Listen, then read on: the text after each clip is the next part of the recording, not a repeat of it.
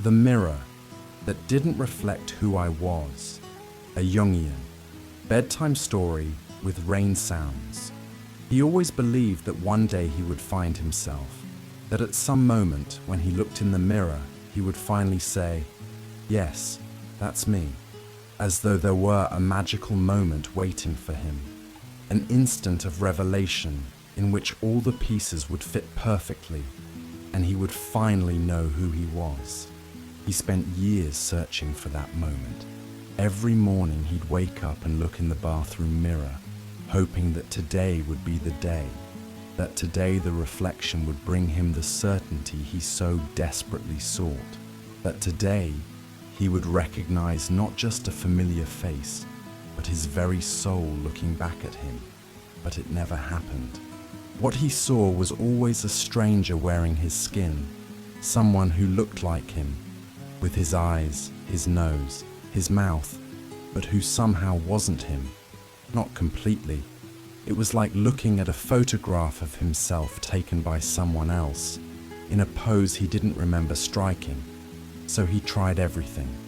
He wore the right clothes, the ones he saw in magazines, in movies, on people who seemed to have discovered the secret to being themselves. Well-tailored suits that promised to give him the presence he felt he lacked. Casual t-shirts that suggested a laid-back personality he wished he had. Clothes that felt like costumes of who he could be. He imitated those who seemed strong, observing their gestures, the way they spoke, the way they occupied space. He practiced in front of the mirror how they walked, how they put their hands in their pockets, how they smiled with confidence, as if strength was something you could learn by imitation, a technique he just hadn't mastered yet. He collected degrees, accumulated certificates, learned social etiquette that promised to give him a place in the world. He read books on how to make a good impression, how to be interesting, how to earn respect, as if identity were a skill one could acquire through study, like a foreign language he needed to master. He carefully built a face for the world, a polite, friendly, acceptable persona, someone who knew how to say the right things at the right times, who knew when to smile, when to agree, when to remain invisible, someone who never bothered anyone, never displeased, never caused problems, someone who was everything others expected him to be. And for a while, it worked. People liked him, or at least they liked the version of him he presented. He was welcomed into conversations, invited to parties, considered good company. He had constructed a social identity that worked perfectly in the external world, but inside, there was always a silence, a strange emptiness he couldn't fill, a subtle discomfort, like a zipper that never quite closes, like a piece of clothing that doesn't fit right, like music played half a tone off. Nothing ever seemed to fit perfectly. It was like living in a house that seemed perfect on the outside, but had all the furniture slightly out of place inside. Not enough for visitors to notice, but enough that he never felt completely at home. There was always something bothering him, something not quite right, something that needed adjusting, but he couldn't pinpoint exactly what. He tried to ignore this feeling, told himself it was normal, that everyone felt like this sometimes, that he just needed to get used to it. He kept busy, filled his schedule with commitments and activities, surrounded himself with people and conversation, so he wouldn't have to be alone with that uncomfortable silence. But the silence persisted. It was there when he woke up in the morning, before putting on the day's mask. It was there in the intervals between conversations, in the moments of transition from one activity to the next. It was there at night, when he was finally alone and could take off the costume of being who everyone expected him to be. And that's when the dreams began.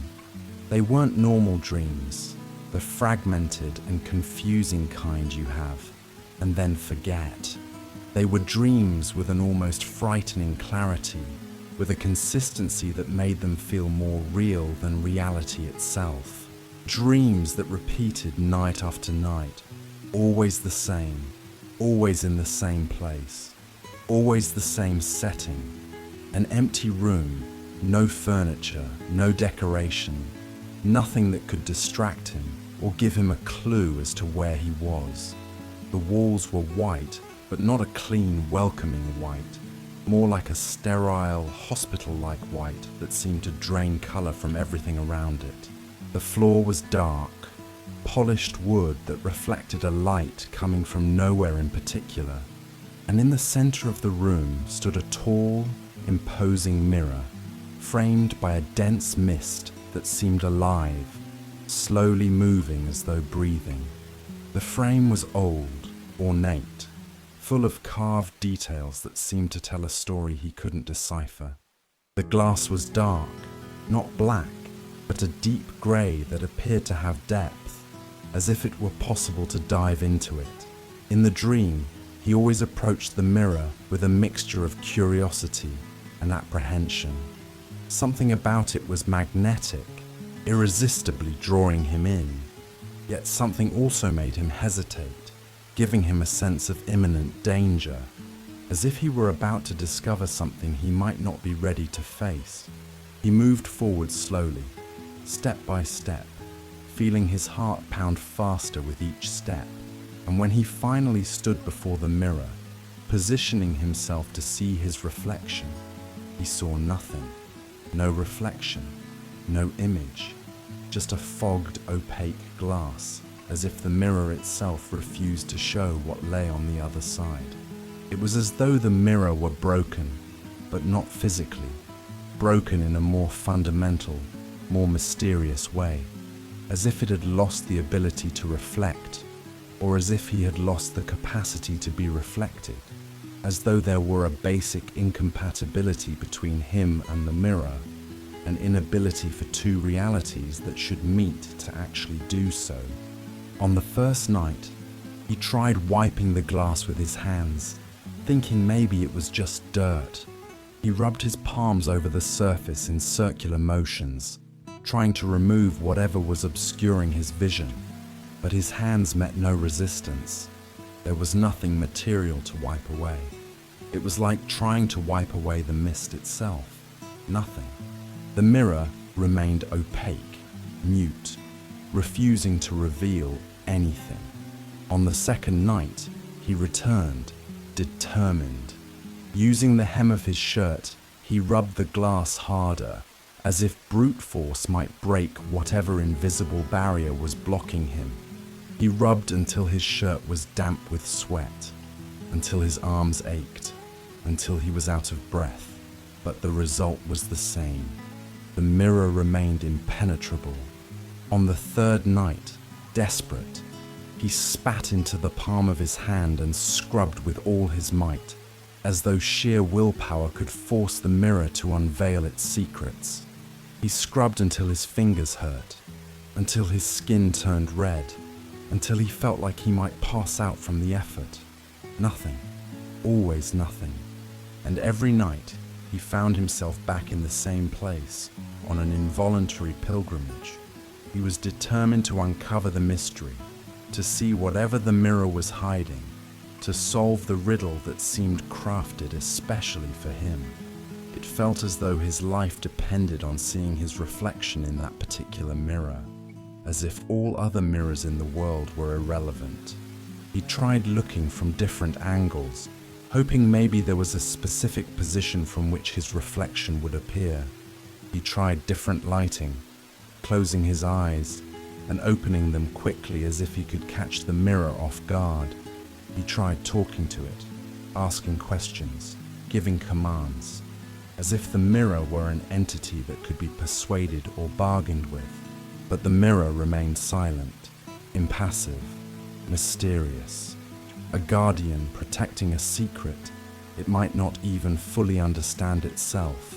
Weeks passed, and the dreams continued.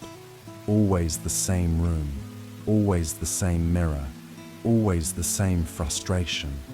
He began to dread sleeping because he knew he'd return to that place, spending another night grappling with an unsolvable puzzle. Yet he was also afraid not to dream because he sensed the mirror held something important, something he needed to discover. By day, he thought about the dream constantly, analyzing every detail, searching for clues he might have missed.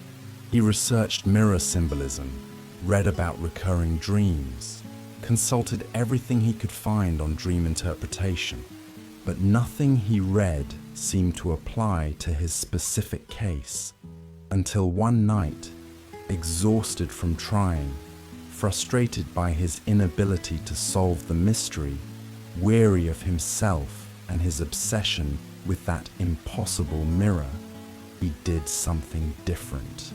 Instead of approaching the mirror with determination, instead of trying to clean it or force it to show something, he simply sat down on the floor in front of it, not in anger, not in despair, but in a kind of surrender, like a warrior finally laying down arms, not in defeat, but in the understanding that the entire war was unnecessary.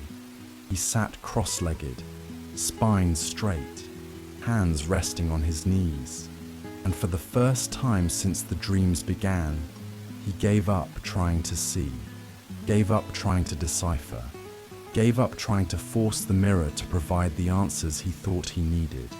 And in that exact moment of giving up, in that instant of complete surrender, something changed. He began to listen. Not an external voice, not an audible sound coming from the mirror or the surrounding room. It was subtler, more intimate, an echo from within himself, from a place he'd never allowed himself enough time to explore, as though all these years of external searching, of trying to fit into the world, he had never stopped to hear what was happening inside him.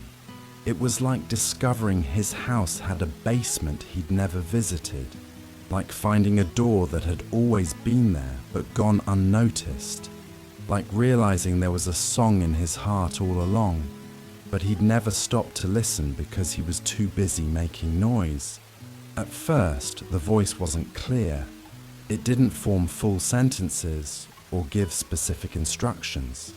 It was more of a vibration, a distant hum of something alive, like the sound blood makes as it flows through veins, or the sound of breathing when we finally pay attention to it. It was the sound of life itself, happening inside him. Gradually, that vibration organized itself into something he could begin to comprehend. Not words in the traditional sense, but impressions, fragmented memories, heartbeats carrying messages. It was more feeling than speech, more presence than image. It was as if his soul had finally found a way to communicate with him. And what it said was surprisingly simple.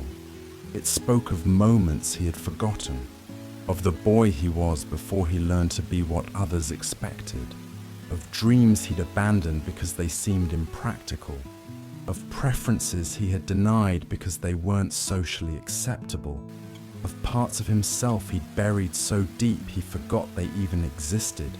It spoke of his unique way of seeing the world, of his particular perceptions he always thought were too strange to share, of his sensitivity he tried to hide because he considered it a weakness, of his creativity he stifled because it didn't seem to have a place in the practical adult world he believed he had to inhabit.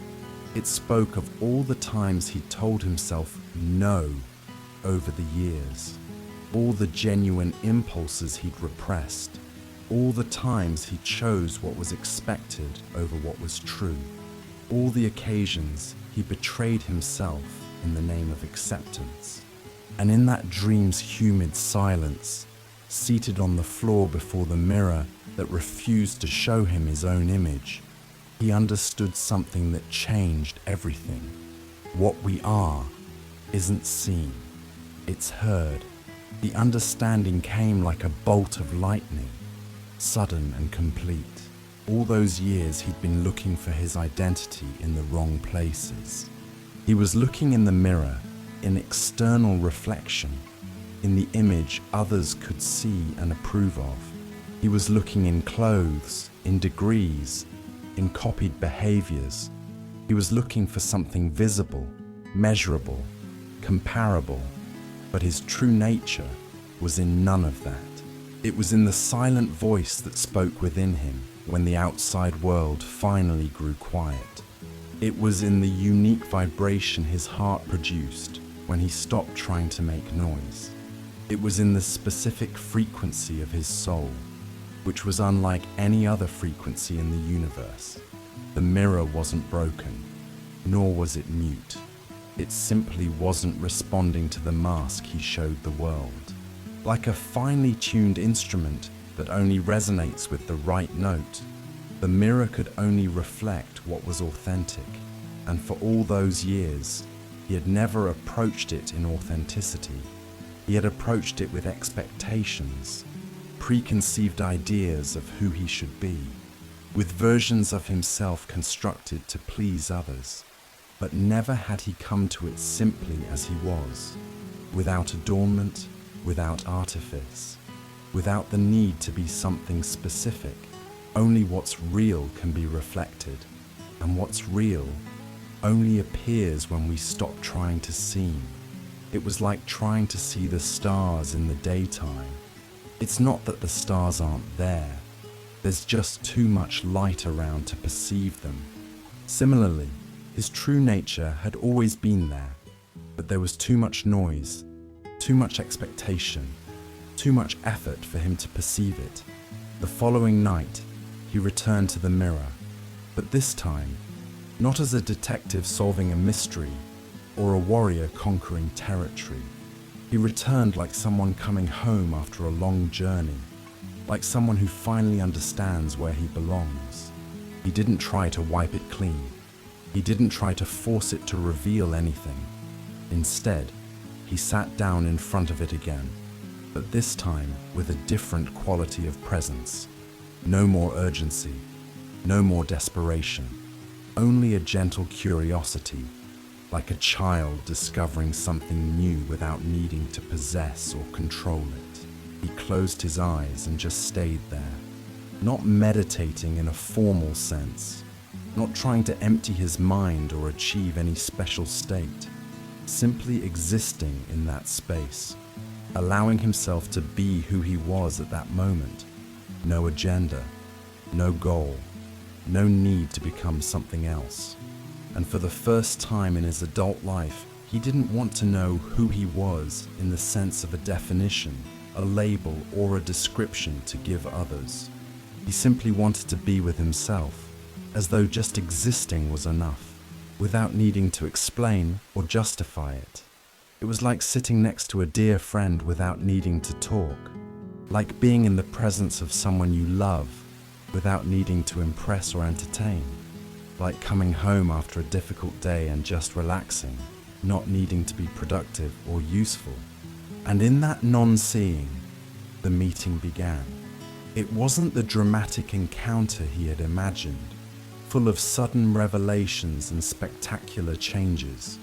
It was gentle, gradual, like two shy people who finally allow themselves to get to know each other, like two parts of himself that had been separated for too long and could now finally come together.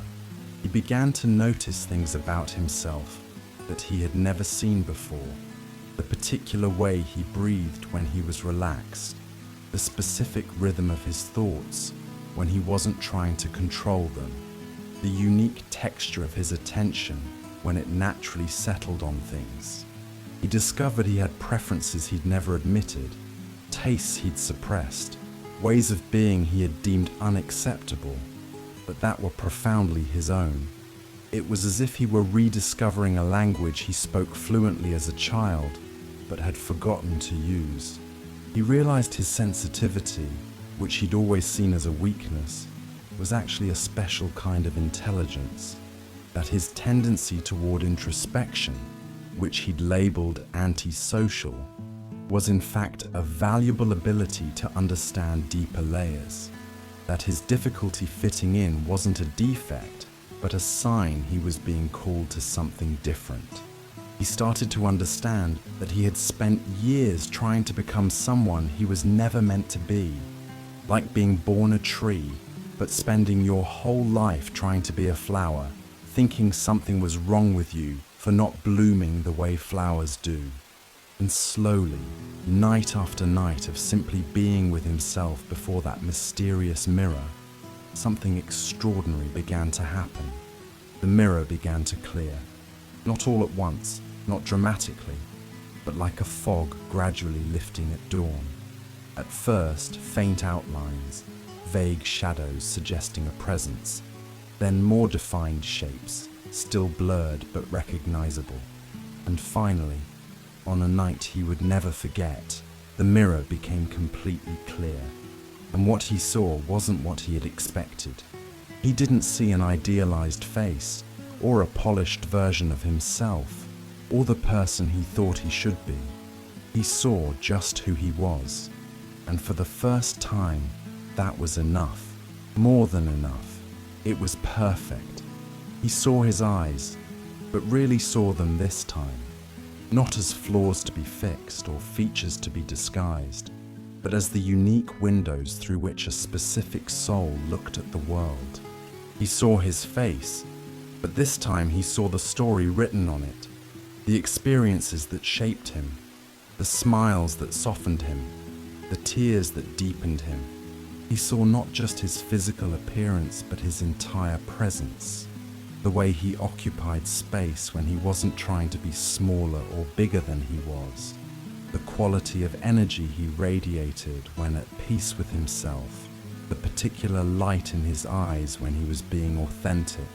And for the first time in his life, when he looked in the mirror, he could honestly say, "This is me." Not because he had finally become who he thought he should be, but because he had finally stopped trying to be someone else. Not because he had achieved some ideal of perfection, but because he had accepted his imperfection as a fundamental part of who he was. He realized the mirror had never refused to reflect him. He had simply never appeared before it as he truly was. He always came disguised, masked, playing a role. And true mirrors, he discovered, only reflect the truth. When he woke up that morning, something had changed at a fundamental level. It wasn't that all his problems disappeared or that his life became perfect, but there was a different quality to his presence in the world, a solidity that hadn't been there before, a peace that no longer depended on external circumstances. He began making different decisions, small at first, but significant. He stopped wearing clothes he'd never really liked, but thought he should. He started voicing opinions he'd always held, but never shared. He let himself enjoy things he'd considered inappropriate for his age or position. He discovered that when he stopped trying to impress others, he paradoxically became more interesting to them. When he stopped trying to fit in, he found his natural place. When he stopped seeking acceptance, he realized he was already accepted by the people who truly mattered. His relationships changed. Some grew deeper because he was genuinely present in them for the first time. Others drifted away naturally, having been based on the false version of himself he once displayed. And that was okay. He realized it was better to have a few authentic relationships than many superficial ones. His work changed too, maybe not in function, but in quality. He began contributing in ways that were genuinely his, instead of trying to be useful in the ways he thought others expected. He discovered talents he'd never explored because he didn't think they were professional enough. His relationship with himself changed completely. His inner critic, once so cruel and unyielding, began to soften. Not because he had become perfect, but because he had stopped expecting perfection from himself. He began treating himself with the same kindness he had always offered others, but never extended inward. And his dreams changed as well. He didn't stop dreaming of the mirror, but now the dreams were different. Instead of conflict and frustration, there was connection and recognition. The mirror became a place of reunification with himself, a sacred space where he could return whenever he got lost in the noise of the outside world. Sometimes, he still caught himself trying to be who he thought he should be. Old habits die hard, but now there was an inner voice that gently reminded him, remember the mirror, remember that only what's real can be reflected. And he did remember. He remembered the empty room, the dense fog, the glass that refused to show him lies. He remembered the night he finally stopped trying to see and started listening. He remembered the moment he understood that being himself wasn't some accomplishment to achieve, but a natural state to be allowed. He began to see that his journey of self-discovery had never been about finding himself, but about stopping the ways he kept losing himself. It had never been about becoming someone, but about ceasing to be who he was not. It had never been about acquiring an identity, but about recognizing the identity that was always there. As if he had spent years as an actor playing different roles, never realizing the most important role he could ever play was that of himself. As if he had been a musician trying to play other people's songs without noticing the unique melody inside him, just waiting to be heard. And now, when people asked who he was, he no longer panicked, trying to craft an acceptable answer. He no longer got lost in titles and achievements. He simply smiled and let his presence speak for him, because he had discovered that identity isn't something you say, it's something you are. The dream mirror became a metaphor he carried into his waking life. In each situation, he'd ask himself, am I being real right now, or am I performing?